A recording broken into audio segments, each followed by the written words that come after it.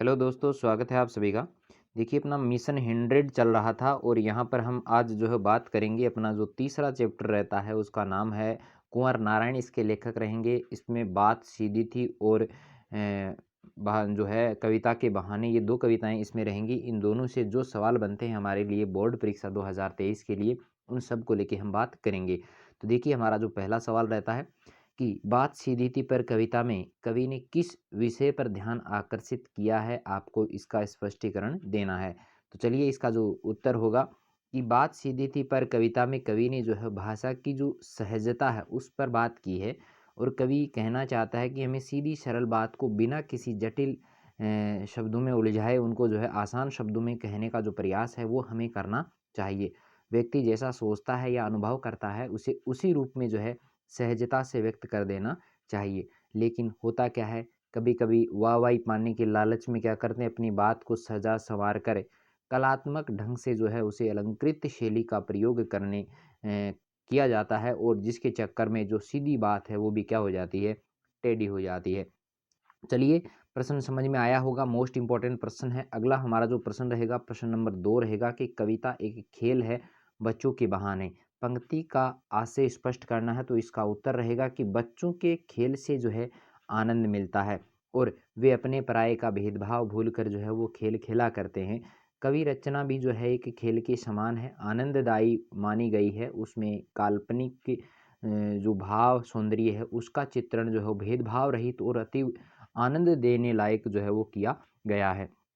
चलिए हमारा तीसरा सवाल है, मोस्ट इम्पोर्टेंट सवाल है कि कविता के बहाने कविता में कविता और बच्चे को समानांतर रखने के क्या कारण हो सकते हैं, उनको समानांतर कैसे रखा जा सकता है। तो देखिएगा इसका उत्तर जो रहेगा कि बच्चों के खेल में जो है कौतुक की कोई सीमा नहीं है, कुतूहल उनके मन में होता है।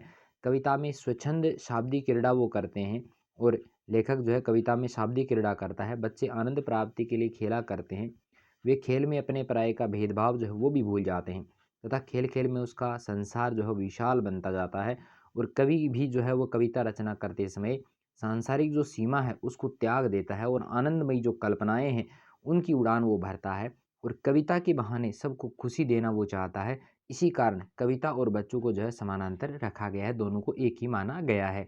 चलिए अगला हमारा सवाल रहेगा, सवाल नंबर जो 4 है कि कविता के बहाने कविता में बताएं कि सब घर एक कर देने के माने क्या है।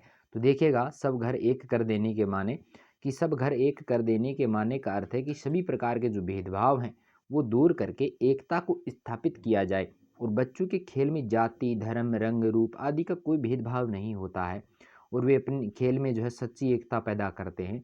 कविता भी जो है समस्त भेदभाव भुलाकर निष्पक्ष होकर मानवता के जो दुख दर्द हैं उनको व्यंजित करने का काम करती है।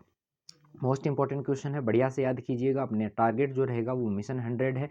और आप सबको बता दें कि आपने अभी तक हमारे YouTube channel H S study talk को सब्सक्राइब नहीं किया तो जल्द से जल्दी से सब्सक्राइब करें, क्योंकि 12th क्लास को लेके यहाँ पर जो है एक बहुत बड़ा मैटर जो है आप सबके लिए हम लेके आ रहे हैं। चलिए यहाँ पे अगला जो सवाल है हमारा,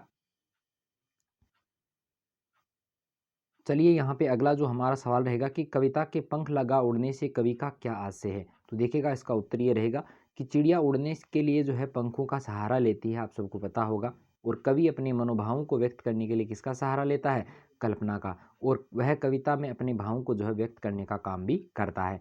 चलिए हमारा जो छठा सवाल रहेगा, सवाल नंबर 6 है कि बात सीधी थी पर कविता के विषय पर आपको प्रकाश डालना है। बहुत मोस्ट इंपॉर्टेंट क्वेश्चन है, वेरी वेरी लगा लीजिएगा, 100% इसके आने के चांसेस रहेंगे। तो देखिए इस कविता में बताया गया है कि सीधे सरल विषय या भाव को सीधी सरल भाषा के द्वारा व्यक्त किया जाना चाहिए। सही बात ही कविता की लोकप्रियता का आधार होती है और कवि ने एक बार अपनी सीधी सादी बात को जो है भाषा की सजावट पर जो है उसको फंसा देता है और इससे कवि की जो बात थी उसकी जो सरलता थी वो बिल्कुल समाप्त हो जाती है। और तब कवि ने भाषा में परिवर्तन किया और अंत में स्थिति ऐसी आ गई कि कवि जो है उल्टे प्रयत्नों से उसकी बात की जो सरलता थी वो समाप्त हो जाती है। तब उसे ये समझ में आया कि सीधी सी बात को सीधी सरल भाषा में ही कहा जाना चाहिए, भाषा के शब्दों का प्रयोग इसमें नहीं किया जाना चाहिए। चलिए सवाल नंबर जो हमारा 7 रहेगा कि तमाशबीनों की शाबाशी और वाह वाह का क्या दुष्परिणाम रहता है। तो देखिएगा तमाशबीन जो होते हैं, तमाशा देखने वाले जो लोग होते हैं, वो सही या गलत कोई भी कार्य आप करते हैं तो उसके लिए वो शाबाशी देते हैं और इससे व्यक्ति गलत काम को सही मानने लगता है और वह अपने लक्ष्य से भटक जाता है और सीधी सरल काम को भी वह सही ढंग से नहीं कर पाता है। ठीक है, मेरे ख्याल से ये सारी चीज़ें समझ में आई होंगी। तो समझ में आई हैं तो आप हमारे YouTube channel HS study talk को सब्सक्राइब ज़रूर करें। इस प्रकार के और भी वीडियोज़ आपको मिलेंगे जिसमें आपकी तैयारी जो है वो एक मजबूत जो है आधार जो है आपको प्रदान करेगी। तो चलिए मिलते हैं एक नए वीडियो के साथ में, तब तक के लिए थैंक यू।